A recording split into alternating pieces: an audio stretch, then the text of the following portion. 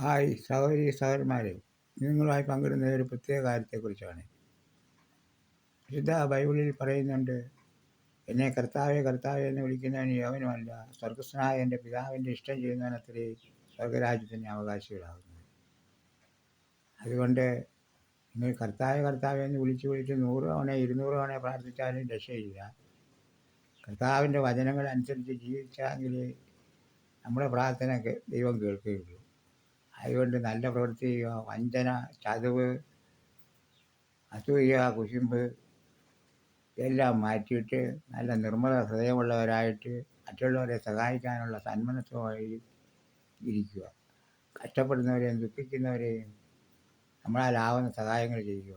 അവരെ കണ്ണുനീർ തുടയ്ക്കുക. ഒരു ദിവസം ഒരു മനുഷ്യനെയെങ്കിലും നമ്മൾ മുഖാന്തരം സന്തോഷിക്കാൻ ഇടവന്നാൽ അതിൽ കൂടുതൽ ഒരു സന്തോഷം നമുക്ക് വേറെയില്ല. അതുകൊണ്ട് കഴിവതും വാക്കുകൊണ്ടോ പ്രവൃത്തി കൊണ്ടോ ആരെയും വേദനിപ്പിക്കാതെ ആരെയെങ്കിലും ഒരു ദിവസം നമ്മൾ മുഖാന്തരം സന്തോഷിക്കാൻ ഇടവന്നാൽ അത് തന്നെ ഒരു വലിയ ഭാഗ്യമാണ്. അതുകൊണ്ട് നല്ല പ്രവൃത്തി ചെയ്യുക, ദോഷം വിട്ട് അകലുക. ഈ വീഡിയോ നിങ്ങൾക്ക് ഇഷ്ടമായെങ്കിൽ ലൈക്ക് ചെയ്യാനും ഷെയർ ചെയ്യാനും സബ്സ്ക്രൈബ് ചെയ്യാനും മറന്നുപോകരുത്. സബ്സ്ക്രൈബ് ചെയ്യുകയും തൊട്ടടുത്തുള്ള ബെല്ലൈക്കൺ ക്ലിക്ക് ചെയ്യുകയും ചെയ്താലേ ഇതുപോലുള്ള ഉപകാരപ്രദമായ വീഡിയോകൾ നിങ്ങൾക്ക് നോട്ടിഫിക്കേഷനായി എത്തുകയുള്ളൂ. എല്ലാവർക്കും നന്ദി, നമസ്കാരം.